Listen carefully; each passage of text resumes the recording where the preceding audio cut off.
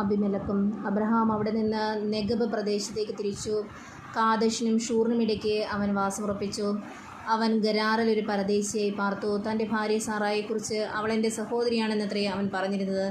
ഗരാറിലെ രാജാവായ അബിമേലെക്ക് സാറായെ ആളയച്ച് വരുത്തുകയും സ്വന്തമാക്കുകയും ചെയ്തു.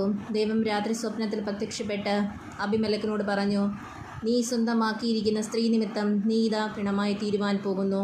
കാരണം അവൾ ഒരുവൻ്റെ ഭാര്യയാണ്. അബിമേലെക്ക് അവളെ സമീപിച്ചിട്ടില്ലായിരുന്നു. അവൻ ചോദിച്ചു, കർത്താവെ, നിരപരാധനെ അങ്ങ് വധിക്കുമോ?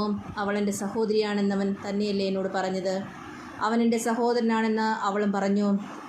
നിർമ്മല ഹൃദയത്തോടും കറയറ്റ കൈകളോടും കൂടിയാണ് ഞാനിത് ചെയ്തത്. അപ്പോൾ ദൈവം സ്വപ്നത്തിൽ അവനോട് പറഞ്ഞു, നിർമ്മല ഹൃദയത്തോടെയാണ് നീ ചെയ്തതെന്ന് എനിക്കറിയാം. എനിക്കെതിരായി പാപം ചെയ്യുന്നത് ഞാനാണ് നിന്നെ തടഞ്ഞത്. അതുകൊണ്ടാണ് അവളെ തൊടാൻ നിന്നെ ഞാൻ അനുവദിക്കാതിരുന്നത്. അവൻ്റെ ഭാര്യയെ തിരിച്ചേൽപ്പിക്കുക. അവൻ പ്രവാചകനാണ്. അവൻ നിനക്ക് വേണ്ടി പ്രാർത്ഥിക്കും. നീ ജീവിക്കുകയും ചെയ്യും. എന്നാൽ നീ അവളെ തിരിച്ചേൽപ്പിക്കുന്നില്ലെങ്കിൽ നീ നിർജ്ജനങ്ങളും മരിക്കും എന്നറിയുക. അബിമേലെക്ക് അതിരാവിലെ എഴുന്നേറ്റ് സേവകന്മാരെയെല്ലാം വിളിച്ച് ഈ കാര്യങ്ങൾ പറഞ്ഞു. അവർ വളരെ ഭയപ്പെട്ടു. അനന്തരം അബിമേലെക്ക് അബ്രാഹത്തെ വിളിച്ച് പറഞ്ഞു, എന്താണ് നീ ഞങ്ങളോട് ചെയ്തത്? നിനക്കെതിരായി ഞാൻ എന്ത് തെറ്റ് ചെയ്തിട്ടാണ് എൻ്റെയും എൻ്റെ രാജ്യത്തിൻ്റെയും മേൽ ഇത്ര വലിയ തിന്മ വരുത്തി വെച്ചത്? ചെയ്യരുതാത്ത കാര്യങ്ങളാണ് നീ എന്നോട് ചെയ്തത്. അബിമേലെക്ക് അബ്രാഹത്തോട് ചോദിച്ചു, ഇത് ചെയ്യാൻ നിന്നെ പ്രേരിപ്പിച്ച എന്താണ്?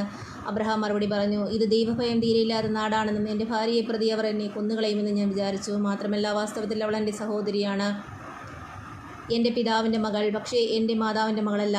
അവൾ എനിക്ക് ഭാര്യയാവുകയും ചെയ്തു. പിതാവിൻ്റെ വീട്ടിൽ നിന്ന് ഇറങ്ങിത്തിരിക്കാൻ ദൈവം എനിക്ക് ഇടവരുത്തിയപ്പോൾ ഞാൻ അവളോട് പറഞ്ഞു, നീ എനിക്ക് ഉപകാരം ചെയ്യണം. നീ ചെല്ലുന്നിടങ്ങളിലെല്ലാം അവൻ എൻ്റെ സഹോദരനാണെന്ന് എന്നെക്കുറിച്ച് നീ പറയണം. അപ്പോൾ അബിമേലെക്ക് അബ്രാഹത്തിന് ആടുമാടുകളെയും ദാസീദാസന്മാരെയും കൊടുത്തു.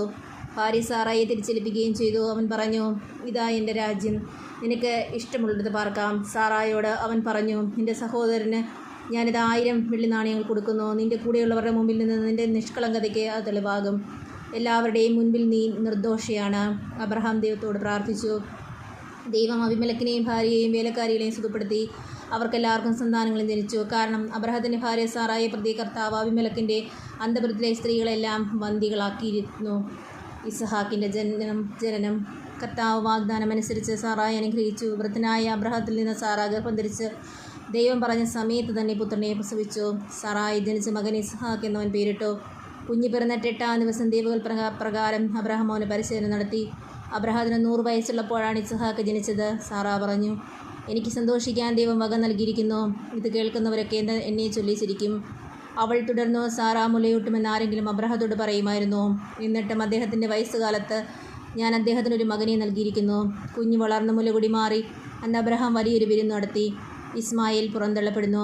ഈജിപ്തുകാരായ ഹാഗാറിൽ അബ്രാഹത്തിന് ജനിച്ച മകൻ തൻ്റെ മകനായ ഇസ്ഹാക്കിനോട് കൂടെ കളിക്കുന്നത് സാറാ കണ്ടു. അവൾ അബ്രാഹത്തോട് പറഞ്ഞു, ആ അടിമപ്പെണ്ണിനെയും അവളുടെ മകനെയും ഇറക്കി വിടുക. അവളുടെ മകൻ എൻ്റെ മകൻ ഇസ്ഹാക്കിനൊപ്പം അവകാശിയാകാൻ പാടില്ല. തന്മൂലം മകനെ ഓർത്ത് അബ്രാഹാം വളരെ അസ്വസ്ഥനായി. എന്നാൽ ദൈവം അബ്രാഹത്തോട് അരുളി ചെയ്തു, കുട്ടിയെക്കുറിച്ചും നിൻ്റെ അടിമപ്പെണ്ണിനെക്കുറിച്ചും നീ ക്ലേശിക്കേണ്ട. സാറാ പറയുന്ന പോലെ ചെയ്യുക. കാരണം ഇസ്ഹാക്കിലൂടെയാണ് നിൻ്റെ സന്തതികൾ അറിയപ്പെടുക. അടിമപ്പെണ്ണി ജനിച്ച മകനെയും ഞാനൊരു ജനതയാക്കും. അവനും നിൻ്റെ മകനാണല്ലോ. അബ്രാഹാം അതിരാവിലെ എഴുന്നേറ്റ് കുറേ അപ്പവും ഒരു തുകൽ സഞ്ചിയിൽ വെള്ളവും എടുത്ത് ഹാഗാറിൻ്റെ തോളിൽ വെച്ച് കൊടുത്തു. മകനെയും ഏൽപ്പിച്ചിട്ട് അവളെ പറഞ്ഞയച്ചു. അവൾ അവിടെ നിന്ന് പോയി ബേർഷെബ മരുപ്രദേശത്ത് അലഞ്ഞു നടന്നു. തുകൽ സഞ്ചിയിലെ വെള്ളം തീർന്നപ്പോൾ അവൾ കുട്ടിയെ ഒരു കുട്ടിക്കാട്ടിൽ കിടത്തി. കുഞ്ഞ് മരിക്കുന്നത് എനിക്ക് കാണാൻ വയ്യ എന്ന് പറഞ്ഞ് അവൾ കുറേ അകലെ ഒരു 50 ദൂരത്തിൽ നിന്ന് എതിർവശത്തേക്ക് തിരിഞ്ഞിരുന്നു. കുട്ടി ഉച്ചത്തിൽ കരയാൻ തുടങ്ങി. കുട്ടിയുടെ കരച്ചിൽ ദൈവം കേട്ടു. സ്വർഗത്തിൽ നിന്ന് ദൈവത്തിൻ്റെ ദൂതൻ അവളെ വിളിച്ച് പറഞ്ഞു, ഹാഗാർ, നീ വിഷമിക്കേണ്ട, ഭയപ്പെടുകയും വേണ്ട. കുട്ടിയുടെ കരച്ചിൽ ദൈവം കേട്ടിരിക്കുന്നു. എഴുന്നേറ്റ് കുട്ടിയെ കയ്യിലെടുക്കുക. അവനിൽ നിന്ന് ഞാൻ വലിയൊരു ജനതയെ പുറപ്പെടുവിക്കും. ദൈവം അവളുടെ കണ്ണ് തുറന്നു. അവളൊരു കിണർ കണ്ടു. അവൾ ചെന്ന് തുകൽ സഞ്ചി നിറച്ച് കുട്ടിക്ക് കുടിക്കാൻ കൊടുത്തു. ദൈവം ആ കുട്ടിയോട് കൂടി ഉണ്ടായിരുന്നു. അവൻ മരുഭൂമിയിൽ പാർത്തു. അവൻ വളർന്ന് സമർത്ഥനായ ഒരു വില്ലാളിയായി തീർന്നു. അവൻ പാരാനിലെ മരുഭൂമിയിൽ പാർത്തു. അവൻ്റെ അമ്മ ഈജിപ്തിൽ നിന്ന് അവനൊരു ഭാര്യയെ തിരഞ്ഞെടുത്തു. അബ്രഹാം അബിമേലെക്കും. അക്കാലത്ത് അബിമേലെക്കും അവൻ്റെ സൈന്യാധിപൻ ഹിക്കോളും അബ്രാഹത്തോട് പറഞ്ഞു, നിൻ്റെ പ്രവർത്തനങ്ങളെല്ലാം ദൈവം നിന്നോട് കൂടെയുണ്ട്. അതുകൊണ്ട് എന്നോടും എൻ്റെ സന്തതികളോടും അന്യായമായി പെരുമാറാൻ ദൈവത്തിന് മുമ്പിൽ ശപഥം ചെയ്യുക. ഞാൻ നിന്നോട് കാണിച്ച കാരണത്തിനനുസരിച്ച് എന്നോട് നീ പാർത്തു വരുന്ന ഈ നാടിനോടും പെരുമാറണം. ഞാൻ ശപഥം ചെയ്യുന്നു. അബ്രാഹാം പറഞ്ഞു.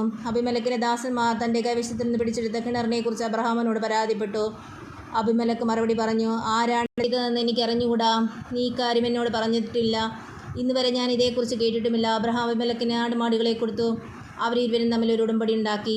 അബ്രഹാം ആട്ടിൻപറ്റത്തിൽ നിന്ന് 7 പെണ്ണാട്ടിൻകുട്ടികളെ മാറ്റി നിർത്തി. 7 പെണ്ണാട്ടിൻകുട്ടികളെ മാറ്റി നിർത്തി എന്തിനെന്ന് അബീമേലെക്ക് അബ്രഹാത്തോട് ചോദിച്ചു. അവൻ പറഞ്ഞു, ഞാനാണ് ഈ കിണർ കുഴിച്ചതെന്നതിന് തെളിവായി ഈ 7 പെണ്ണാട്ടിൻകുട്ടികളെ നീ സ്വീകരിക്കണം. ആ സ്ഥലത്തിന് ബേർഷെബ എന്ന് പേരുണ്ടായി, കാരണം അവിടെ വെച്ച് അവർ 2 പേരെ ശപഥം ചെയ്തു. അങ്ങനെ ബേർഷെബയിൽ വെച്ച് അവർ ഒരു ഉടമ്പടി ഉണ്ടാക്കി.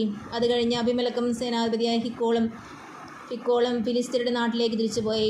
അബ്രഹാം ബേർഷെബയിൽ ഒരു ഫാനിക വൃക്ഷം നട്ടുപിടിപ്പിക്കുകയും നിത്യദൈവമായ കർത്താവിൻ്റെ നാമത്തിൽ ആരാധന നടത്തുകയും ചെയ്തു. അബ്രഹാം ഫിലിസ്ത്യരുടെ നാട്ടിൽ വളരെ കാലം താമസിച്ചു.